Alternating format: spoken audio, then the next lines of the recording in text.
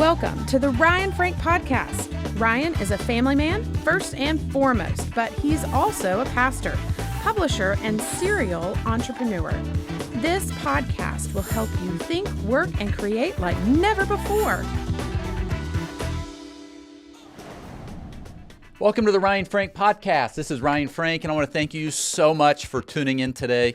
If you are watching on YouTube, what's up? If you're listening with your earbuds in or in the car, thank you so much for tuning in. My heart behind this podcast is help you think, work, and create like never before. And today we're going to focus on that last word, create. We're going to talk about how to unlock your inner creativity. Do you feel like you're a creative person? God wired you. God, the ultimate creator, made you. And yes, you can harness that creativity within you. And today I had the opportunity to talk with Kristofer Sommerfeld. Kristofer is a master puppeteer. He is a thought leader and influencer in the world of creative ministry. We recently reconnected at the Kids Matter conference, and I'm so honored and glad that he accepted my invitation to join us on today's podcast. We talk about things like how to keep your creative juices flowing, what to do when you feel like you're hitting roadblocks and you just can't get creative. We talk, those of you that are kids ministry leaders, which I know isn't everybody, but it's so many of you, we talk about puppetry with kids and drama and skits and using technology with kids and getting kids involved and so much more. This is truly an action-packed conversation. And I'm so glad that you've joined me today. So, friends, let's get this show on the road. Here is my conversation with Kristofer Sommerfeld. What's up, Kristofer? Thanks for joining me on the podcast. Oh, thanks for having me. I was honored that you asked me, so I'm happy to have this conversation with you and see where it goes. Yeah, we were together at the Kids Matter conference just a few weeks ago. But had we met prior to the Kids Matter conference in person? We met very briefly at MegaCon 2019. When I was when I was serving on the tech team there. We just had a pretty brief interaction back then. But other than that, I don't think we've really had too much interaction. But, yeah. Well, it's great to reconnect at the conference this year, and thank you for serving on our team. And I know you have a lot going on. We're going to talk about that today. A lot of you that watch or listen to the podcast are children's ministry leaders, and I know you're going to find today's podcast so interesting and hopefully inspirational because, a lot of you, I think some of the most creative people on the planet are children's ministry leaders, right? But yet we find these times where we get in slumps, or maybe we don't just feel like things are running dry. We're going to really try to unpack that together today. Kristofer, for someone who's never met you, not familiar with who you are and the organization that you run, will you share with us a little bit more about yourself and your ministry journey and what your day-to-day looks like? Yeah, absolutely. It's one of those how much time do you have kind of stories. But I just kind of briefly, I've been involved in ministry in some form pretty much my entire life.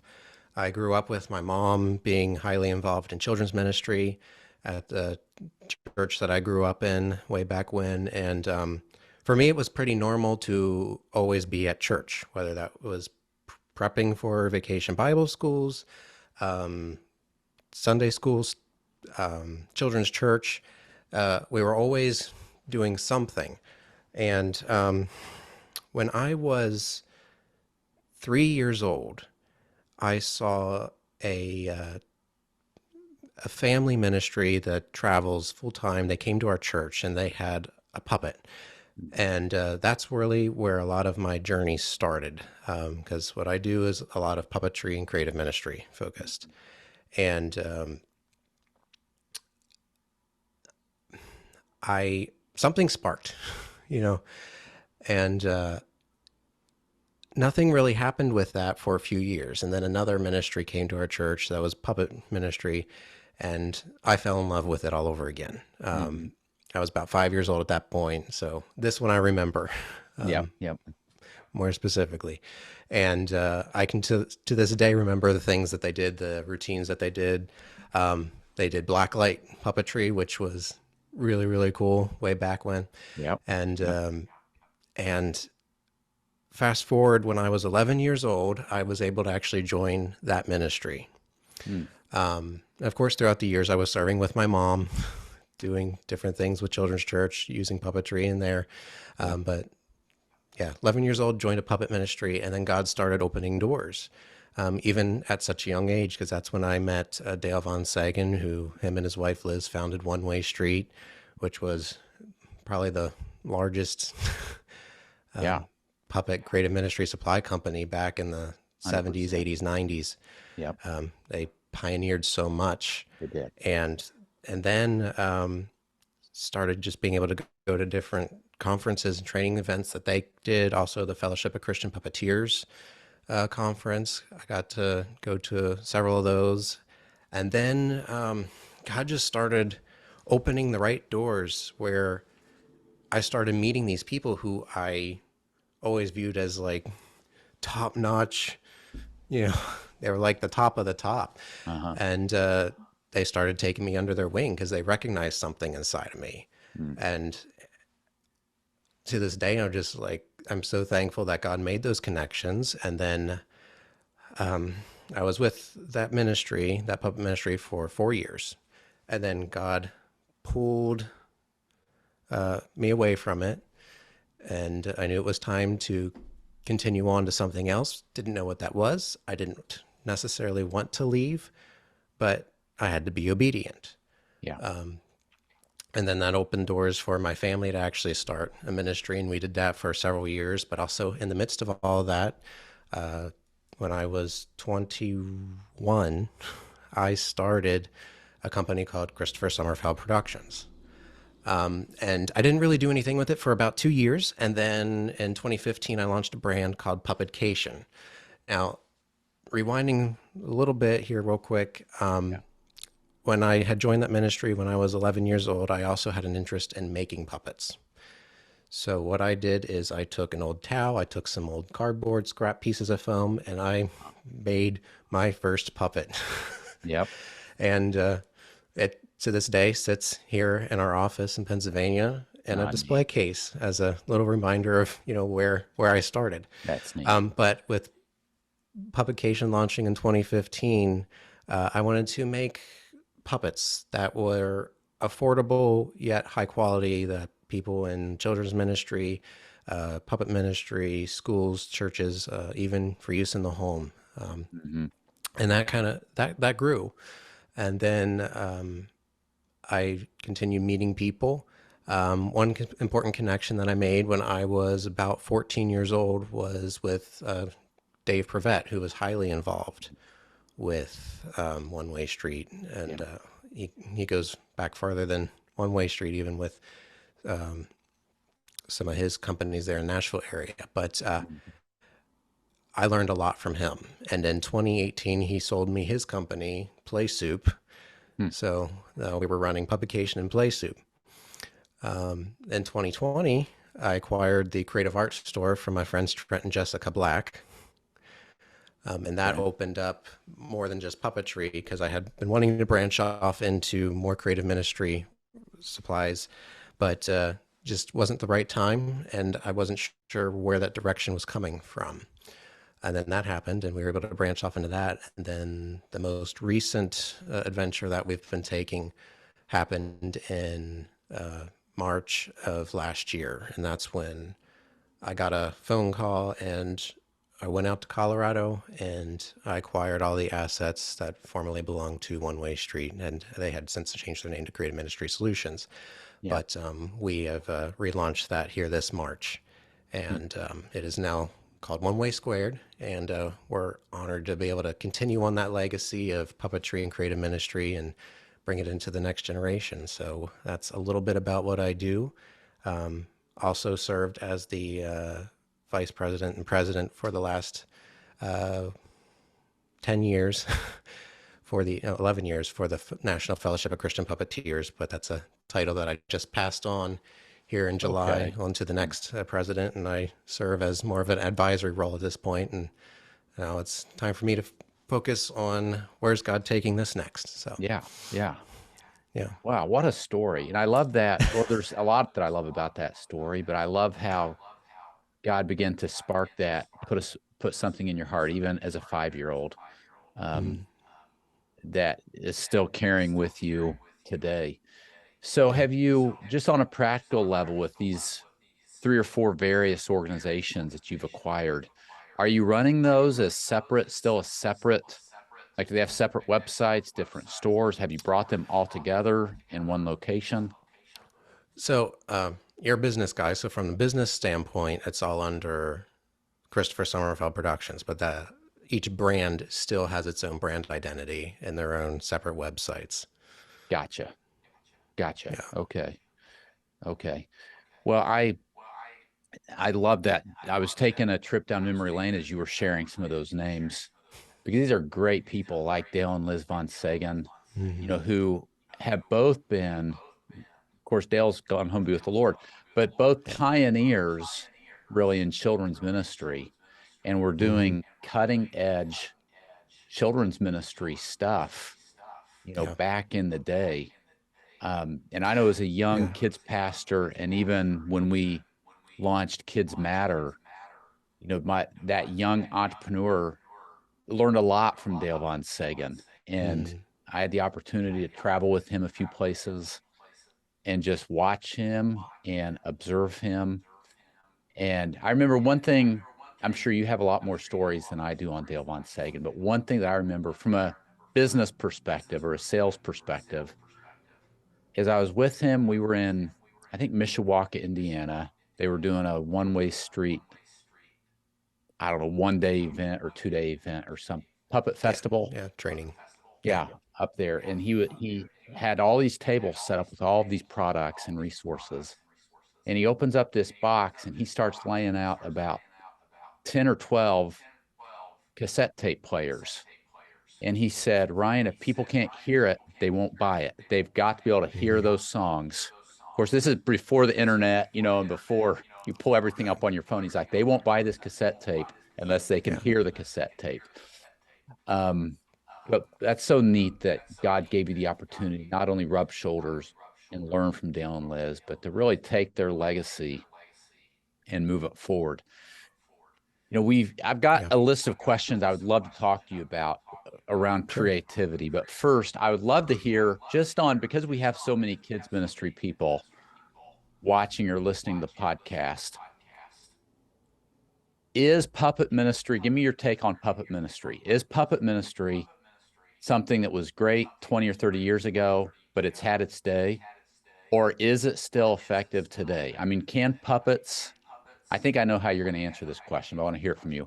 Yeah. Are puppets Sure. still effective today? And are they something that we can use even in the church to connect with kids? Hmm. I would say absolutely they're still effective today. But I'll Mm-hmm. also follow that up with they're going to be much more effective today if you're using them in a different way than you were 30 years ago. Yes. Because it is important to keep up with the times. It is important to always be pushing that creative boundary. Now, within reason, you can't, a puppet is still a puppet with its physical limitations, so to Yes. say, but it's definitely with the content that you're using and the style of puppetry that you're using. From one thing that I remember with my family's ministry that we did was even just like last year, I had somebody come up to me and tell me they remember a Bible story simply because I had a puppet that helped tell it. Yeah. Of course, in more of a fun way than standing there and just talking. Yeah. But puppetry is something that kids can connect with when sometimes they have home situations or they're not going to connect with an adult. Yeah. That's a good point. And as you were sharing that story about someone coming to you recently, I went back in my mind to a kid, being a kid in kids church. And I don't remember a lot about being a kid in kids church, but I feel like the memories that I have probably 8 out of 10 revolve, and there's probably no more than 10 memories that I have, but they revolve around a puppet. I remember a puppet named Grouch that kind of looked like Oscar on Sesame Street, and he would pop up behind the teacher's back and do silly things or try to reach into the candy jar that was the prize jar for the kids that were being good. And it's funny how now that you say that, a few of the most significant memories as a kid in church revolve around a puppet. I don't remember very many lessons. I remember puppets. Now, real quick before we move Mhm. into this idea of being creative, you say you feel like puppets are effective today, and I agree that they can be effective today if you do them right. So what are a few things you've got to make sure that you get right if you do puppets? One thing that I would say is the style of puppet you're using, because kids are exposed to so much animation. Of course, everything is compared to Disney. Because that's what we're competing with as children's ministry leaders. We're competing with what kind of quality is Disney putting out? What do their characters look like? Are your puppet characters the same style that they were back in the 70s and 80s, or are they having more of a modern look? That's one thing that we focus on is even with going through some of the old one-way stuff, as we're re-releasing some of these products, we're working on updating their styles, updating how they look. Another key factor is the quality of puppetry. If you're just putting on a puppet and going for it, you're not actually using any of the proper techniques, which will kids notice? No, they won't notice that you're not using the proper techniques, but they're going to notice that something doesn't look right, because the point of puppetry is to create the illusion of life. So it's important to get the right training resources and to have a general understanding of the art of puppetry. Otherwise, you could be losing something that could otherwise be very effective. Yeah, that makes sense. Kristofer, you're a creative person. Today we're talking about really unlocking that creative potential within each of us. So Yep. you're all the time, so much of your day to day is creating stuff, brainstorming ideas, products, making things come into life. How do you personally keep your creative juices flowing? I find that I have to intentionally create a space where I can do that. I was talking with Jeff Smith yesterday, who he's probably one. He's a very creative person, but he can come up with so many different ideas. And one of the things that we were talking about was how routine can greatly impact your creative ability. Whenever you're so focused on your day-to-day routine, you lose sight of focusing on allowing your mind to be creative. So I find that I have to intentionally create that atmosphere where I'm free from distractions. I can't think if I have clutter around, something as simple as that, which I know is crazy whenever you're in children's ministry, because your office usually becomes the headquarters for egg hunts and fall festivities. Yep. But I find I have to sometimes walk away, go where I can clearly think.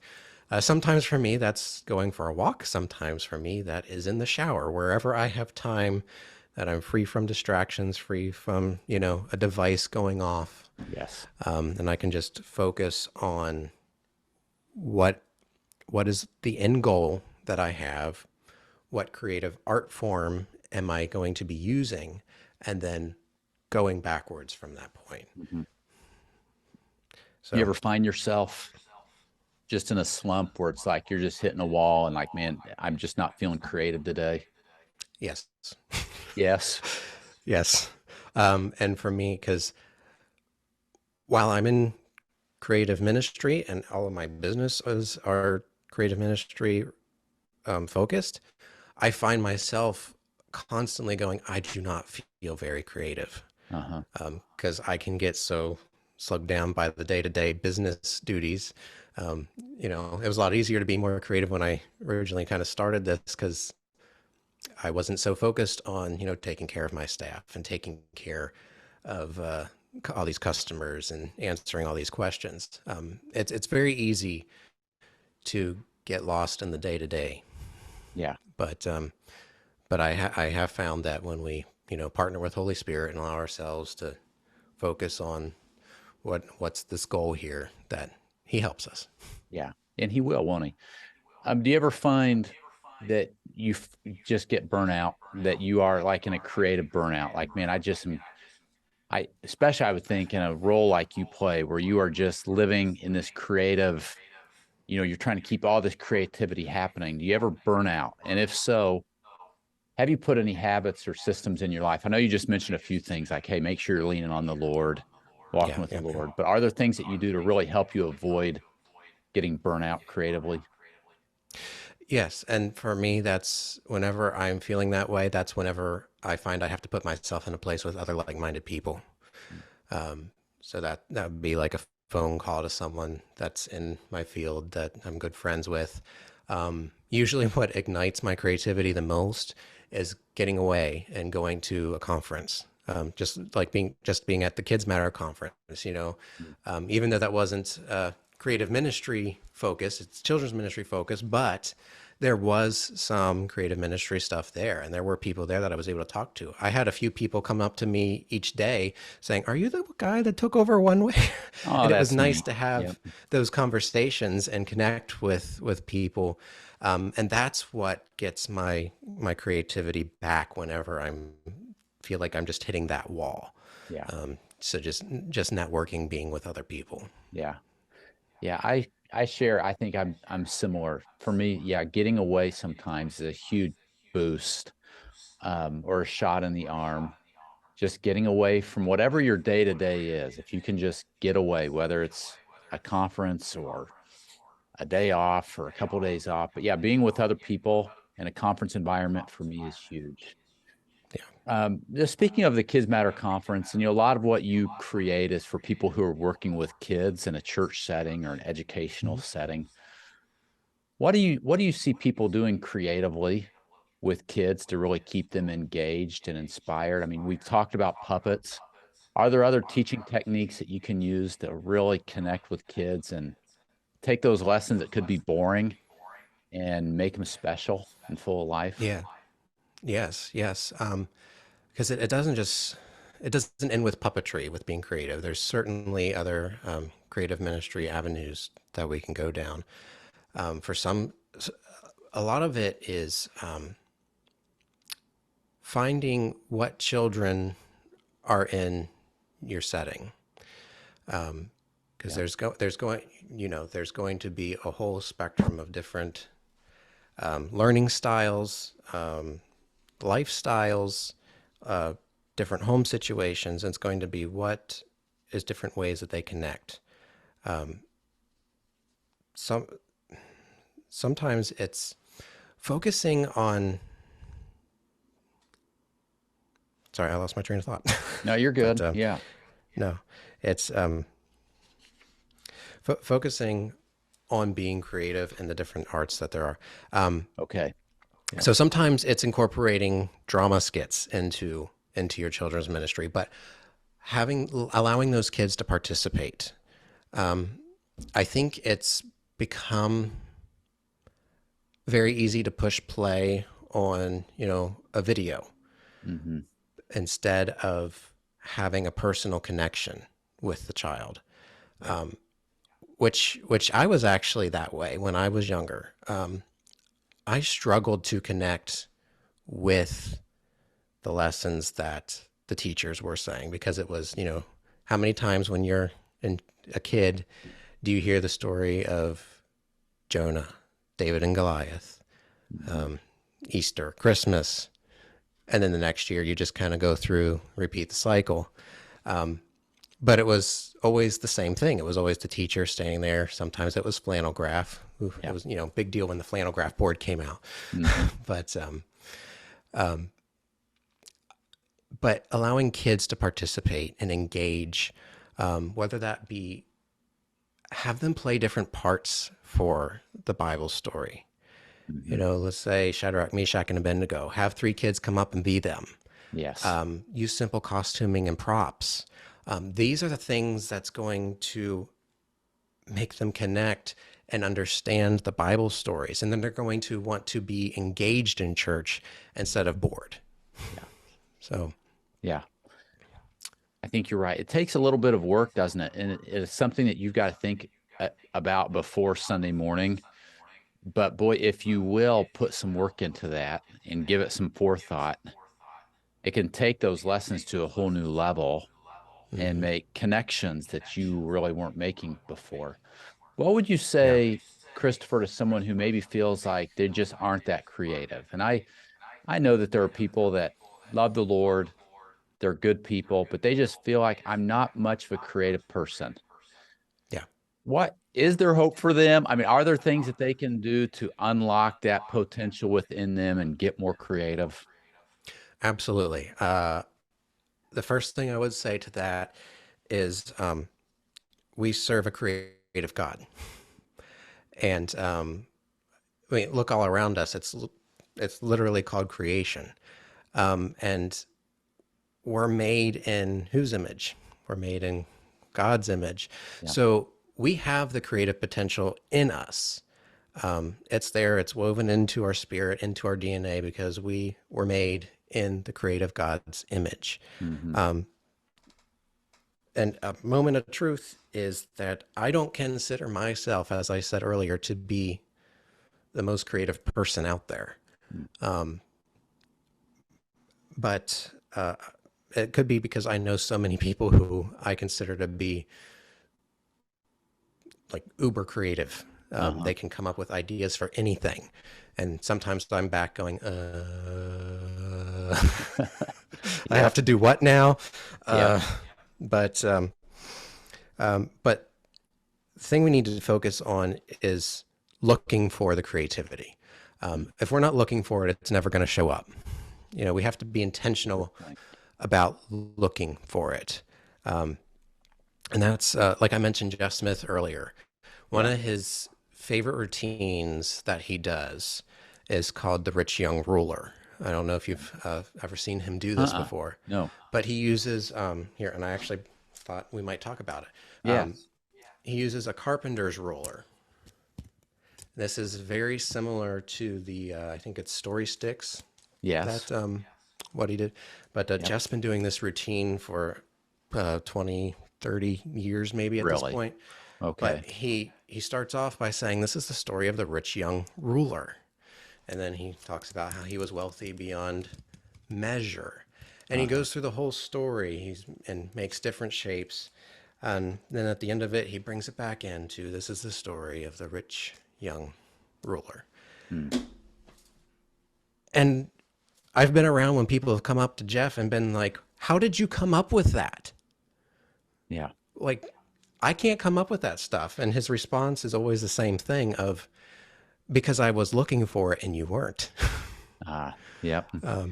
So it's Good point. And that's some things that I've started doing. You know, when you go to the hardware store, when you go shopping, my least favorite thing is when I'm in a hardware store and the person says, "Can I help you with anything?" Yeah. Because I'm never in a hardware store looking for a plumbing part. I'm in a hardware store looking for something for an object lesson or a puppet eye. Yes. Yes. You just want to browse. So, Yep. Yes. Yes. So just, you know, it's creating that opportunity for your mind to see something in a different light. Yeah. So, Yeah. That's so good. Let's talk about, Kristofer, as we start to wrap things up. Let's talk about technology, because we've talked about this a little bit off and on, that today's kids are different. You know, we're competing with Disney and their devices that they're holding in their hands. And how can we as leaders embrace technology, especially talk to kidmin leaders for a few minutes, to really connect with kids and to creatively present our lessons, engage kids in worship, do fun and games? How do you see churches and people using technology effectively? the churches that I see using it effectively they're not taking away the human element, which is a little bit about what you discussed with, you know, utilizing the technology along Yeah. with the human element. Because when we, like I said earlier, when we simply push play, it takes away that human connection, and it becomes a passive learning experience. Where we want kids to be engaged, and we want kids to feel like they're part and that they belong. One this may not fully answer the question, but it's something I just feel like I should share. It was, we need to think outside of the box. Certainly utilizing technology, yes. But what do you do with that kid who, like you mentioned, is a tech savvy child, but they're struggling to connect? Sometimes it's because kids are so overwhelmed with technology being everywhere. You can't go down the street without there being a sign with a screen. And I was actually one of these kids. I grew up in the 90s, early 2000s. I'm 31 now. Yep. So I was one of these kids I wasn't really connecting in church. I wasn't finding, I was young in the youth group. I wasn't connecting. I did not connect with kids my own age. Yeah. I wasn't interested in the things that they were interested in. That's because I was actually more of a tech savvy person. Yeah. And one day, somebody within the church recognized that. And it was actually my old children's pastor. And she said, I need some help on Sunday mornings with children's church, running projection and sound. Yeah. Would you be interested in that? Absolutely. Yep.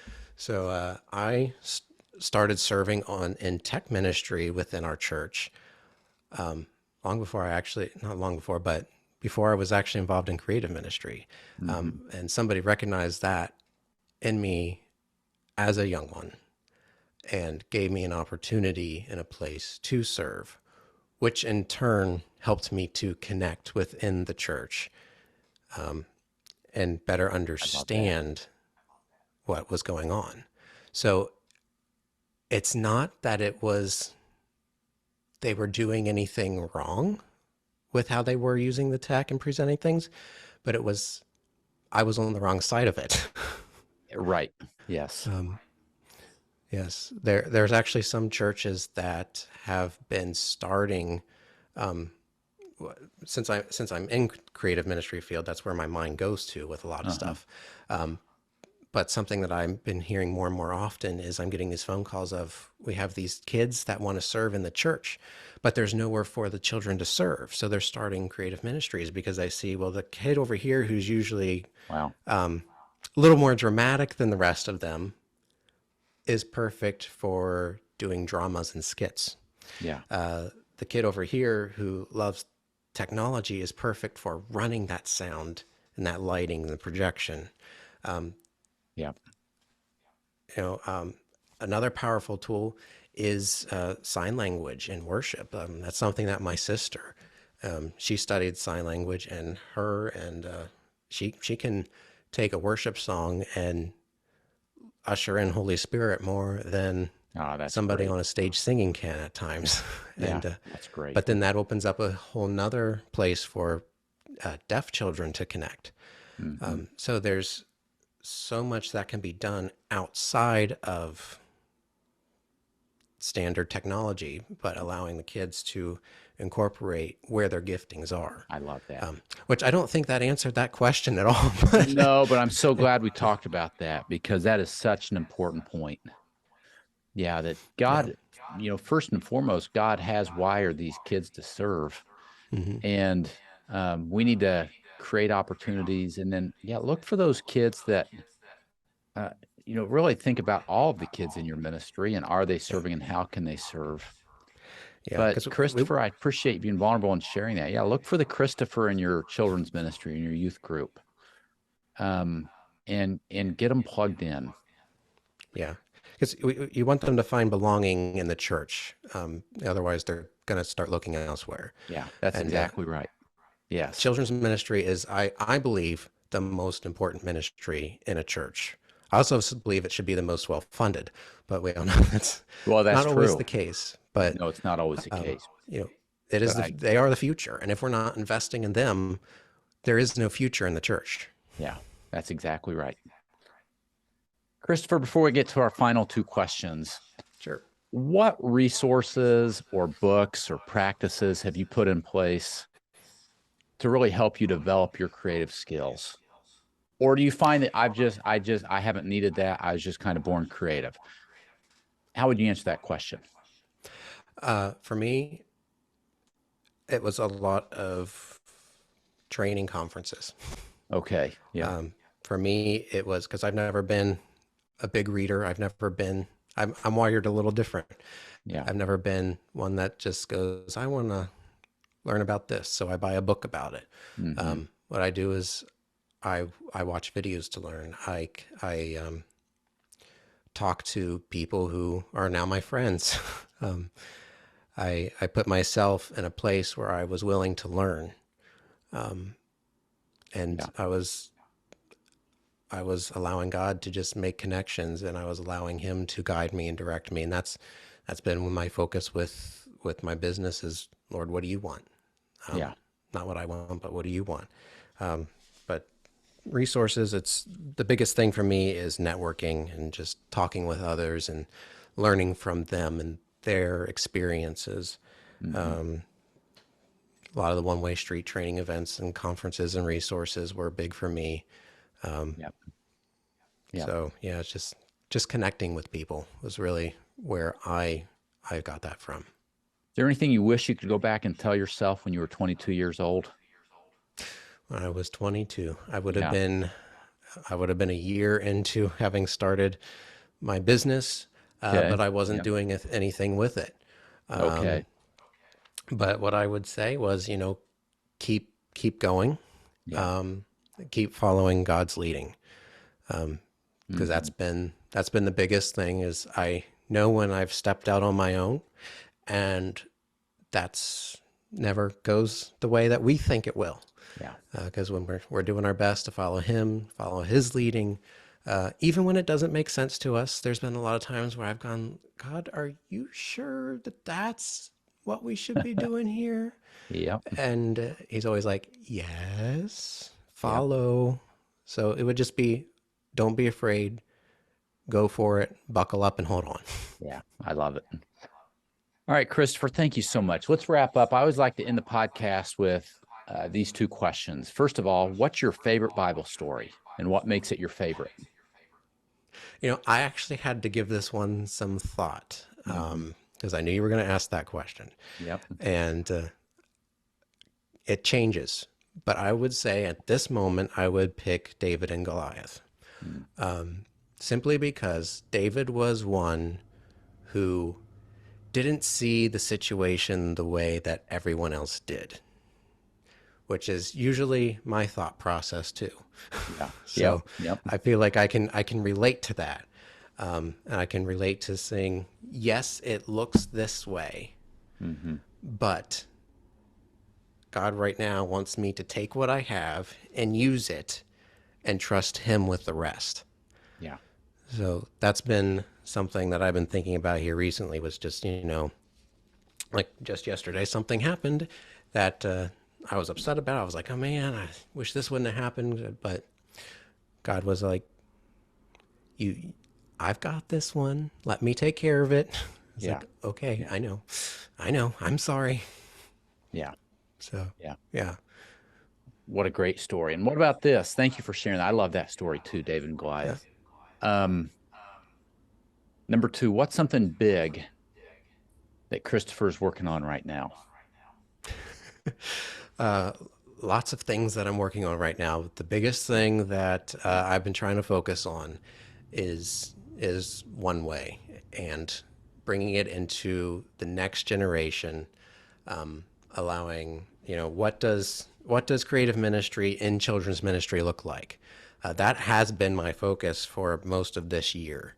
and developing the resources to help children's ministries incorporate and encourage children's their participation within it. So that's why I talked a lot about that today. Yeah, because that's been my focus here. So I love that. So so I want you to as we wrap up, Kristofer, tell us, review with us these 3 or 4 organizations and what their websites are. You know, we have a lot of children's ministry people watching or listening, and maybe somebody is interested. They want to go check out One Way Squared or Play Soup. Will you walk through these websites with us so we can go check them out? Absolutely. Our main site is kristofersommerfeld.com. So that's going to have links to all of our brands, where you'll get a little brief explanation of what each one is. But I also say that to say that One Way Squared is the main focus. So what we've actually done is we have pooled all of the resources from our other brands and put it into One Way Squared as well. Nice. So we're kind of making that the one-stop shop. That's smart. For that. But kristofersommerfeld.com, you'll have links to all of our other sites there. It's KRISTOFERSOMMERFELD. There we go. Yep. Yep. Cool. And we'll put that link in the show notes as well for everybody, so you can click through. Kristofer, thank you so much for your time. Thank you for what you're doing to encourage and equip people that are working with kids and families every week. Y'all are doing a great job, and thank you so much. Absolutely. I appreciate the opportunity to be here, and thank you very much for everything you're doing, Ryan. Yeah. Hey, you're very welcome. Thanks again, everybody. Thanks for listening, and we'll talk to you next time. This episode of the Ryan Frank Podcast has ended, but be sure to subscribe for more conversations to help you stay on the leading edge. And if you like what you've heard, please rate this podcast with 5 stars. Thanks so much, and we will talk to you next time.